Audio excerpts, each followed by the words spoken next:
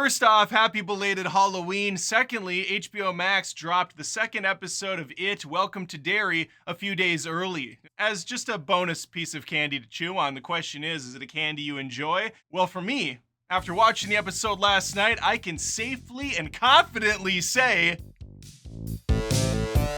yes. I really enjoyed the second episode. I don't think it hit as hard as the first, and there were some pacing issues for me, and that's probably going to be my biggest issue with the show in general. I think it's a little longer than it needs to be episode to episode. I feel like a solid 45 minutes would be really nice, instead of these hour-plus ones we get. This is going to be a spoiler recap video. I plan on covering the entire season, so if you enjoy the commentary, feel free to sub to the show. Adam Does Movies on YouTube, Spotify, Apple Podcasts. I post almost daily movie-related content here. It's free of charge. Things are expensive out here. You need to be careful how you spend your hard-earned coin. You need to be more penny-wise. That was a really long walk to get to a really lame joke. Let's talk about the episode. As with episode 1, we once again have companion storylines going on. We have the stuff going on with the kids. We have the stuff going on with the military. I find the school stuff to be a lot more interesting right now, but I do love a good conspiracy theory, a good X-Files situation, and I do think that that's going to get stronger as the series progresses. Situation, of course, short for situation. On the kids' side of things, we lost 3 of them in the first episode alone. Thankfully, no more children are killed in this one. Although I'm not going to lie to you, Margaret, she can go.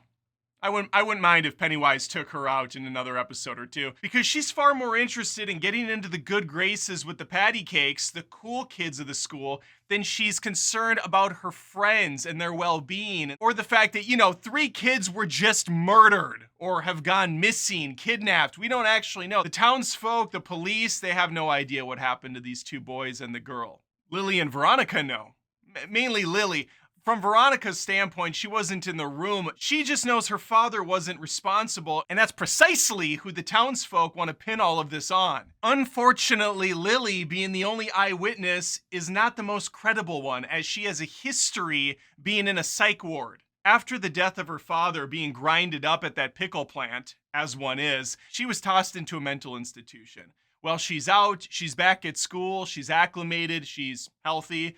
Or at least that was the idea until this all happened. Now, the police are hell-bent on pinning this on someone, and the townspeople want that someone to be the owner of the movie theater. The problem is the pigs have no leads, and nothing is pointing to one specific individual responsible. And this is where Lily's gonna turn into a trash bag of a person. The police chief decides to approach things a little differently. Instead of saying, hey, did you see anybody at this location? To, hey, are you super duper 100% sure that Hank Grogan, the father of Veronica, the owner of the theater, wasn't there the day those boys went missing? And to make sure he gets the answer he wants, which is, no, I can't be sure, he dangles the possibility of her going back to the mental institution, depending on how she answers that question. And foolish, ignorant Lily decides to save her own skin and says, nope, I can't be certain.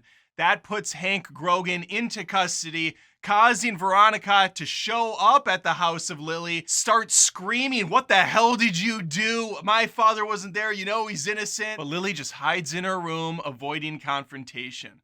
On the military side of things, before I get to the 2 big moments of the episode, we're back with Leroy. Now, I was wondering how these 2 different storylines were going to connect, because right now they feel very disjointed. We're seeing some of the stitching come together because Leroy's family shows up. They're moving into Derry, hoping for that pie-in-the-sky dream of living in a small suburban community where most of the townsfolk are racist, but they look the other way for the most part, which is nice. That's the dream. It's the 60s, folks. People were built differently. And the people of Derry are built extra differently. We're going to find that out in a little bit when a kid is bullied outside, getting the shit kicked out of him, and everybody's just kind of like, lovely day outside, isn't it, Gail? But before we get there, we're going to be introduced to his wife, Charlotte, and their son, Will. For those of you that watched It Chapter 1 and Chapter 2, you know that Will grow up to have a son. Unfortunately, Will won't get to grow up with his son, Mike, as he will die saving his life off camera in a fire. But for right now, he's a lovable 12 or 13-year-old kid, fish out of water, starting school at Derry. The mom, Charlotte, who is very easy on the eyes, is also finding herself having to acclimate to the town. Now, Leroy and Will have a more heads down approach, try to camouflage in, don't make any waves. Whereas Charlotte is very outspoken, and if there's someone in trouble, she's going to reach out and try to help them. Which brings us back to the kid getting bullied outside. Charlotte sees that while she's getting some meat from the local butcher, shot out of a cannon. She runs over there, pushes the kids off. They are not afraid of her at all, though. They start talking back. They chase after the boy again, while she looks on in complete bewilderment as a whole bunch of townsfolk just kind of watch it happen and don't really seem to care. This was an ongoing thing with the adults in both It Chapter 1 and Chapter 2. I look forward to the TV series explaining that a bit further. I did not read the book, and I should not have to. The movies should be able to do a good job on their own explaining things like that. I never felt like the films did that good of a job letting me know why parents didn't intervene. I think it has something to do with the folks being in a trance as they've been in Derry for a long time. So outsiders coming into the town, which is rare, see that weird shit is happening, while all those that have been there for a while are under the spell of it. And speaking of it, let's get to it. Pennywise is not back, baby. Still no clown. Still no weird eye shit going on. Still no buck teeth. He is in the intro credits, which we get now. I love them. They're very nice, very retro. Going through this town of Derry, showing the Paul Bunyan sign, showing some of this other stuff. You see Pennywise at one point jumping out a window like he's fucking Neo from the Matrix with a Tommy gun.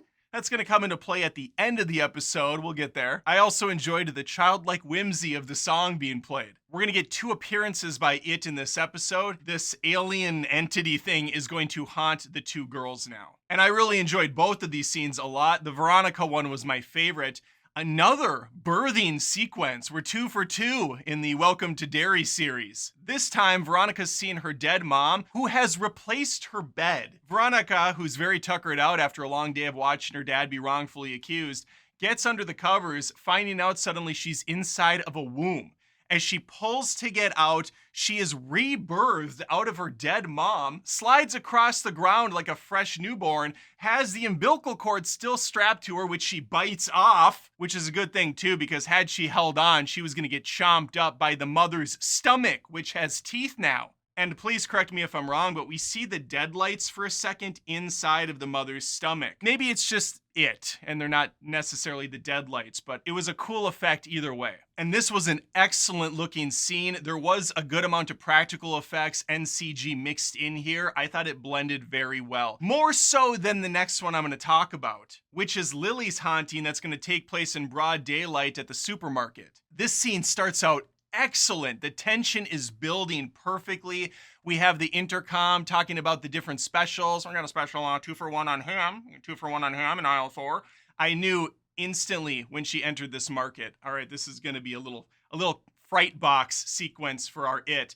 And that loudspeaker is going to change and get disturbing and start being more specific and personalized. That's exactly what happened.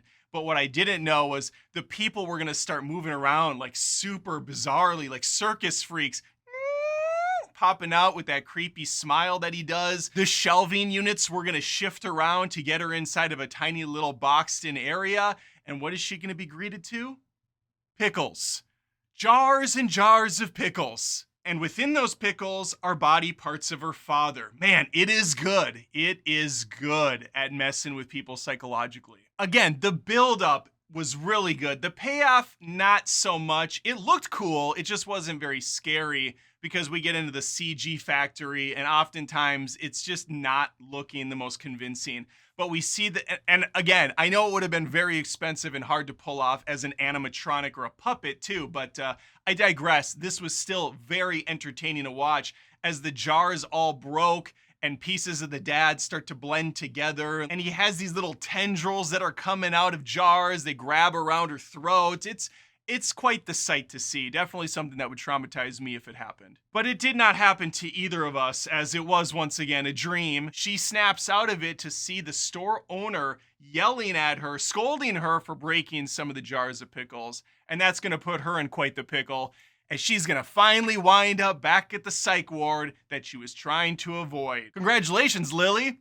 You played yourself. And that's gonna round out the kid side of things. On the military side, things are a little less interesting. We do find out that one of the soldiers, Dick Halloran, has a special ability. We don't quite know what that gift is, something about being able to sense these different towers that are buried under the ground, these different access points. And we're gonna find out that within the access points is this central weapon, they're calling it. I assume that that's the spacecraft or whatever it came down to Earth in. While they're playing in the sand trying to dig stuff up, we have Leroy, who was tested by the general in that last episode. The three guys that broke into his room were just there to scare and test him, see how well he could stand up to some of the fear put in his eyes, and Leroy passed with flying colors. General Shaw, or as I'll always know him, Dexter's dad, and he decided it's time to bring this guy into the fold as well. Tell him what's going on with the secret weapon, and he believes Leroy has the ability to offset the fear that's being emitted around this weapon. He thinks he's the guy that can get inside. And might I say, Jovan Adepo, I don't know if I said his name right, but the guy that plays Leroy, he's really good in this. And I just recently rewatched Overlord last week. He's in that as well. And I'm like, hey, I know that dude. I just saw him. And this episode was very solid. The final moments bring Leroy out to the dig site where they have just unearthed via crane an old 1920s mob car riddled with bullets, full of skeletons and some cash money inside. I have no idea what the significance of this car is. I looked it up afterwards. They're saying it's the Bradley car. I imagine it's something from the book. I don't remember it being mentioned in the two movies or the first episode of the show. Could have been, and I completely forgot. That is absolutely on the table as a possibility. But for me, the end of the episode really didn't do much. I was like, okay, there's a shot up car. I remember Pennywise had a Tommy gun in the intro. That probably has something to do with it. But again, it's been a long time since I watched the two films. Let me know, though, your thoughts on this episode. I thought it was solid. I think the acting is on point. I thought all the kid actors did a good job here. Yeah, I have really no notes outside of it feels a little longer than it should be pace-wise, but this is coming from someone who watched 9 full seasons of The X-Files when a lot of those episodes were padded to hell and back. So we've come a long way in TV. Let me know in the comments below. Please, again, think of subbing to the show. Adam Does Movies on YouTube, Spotify, and Apple Podcasts. And hopefully, see you next time. Take care.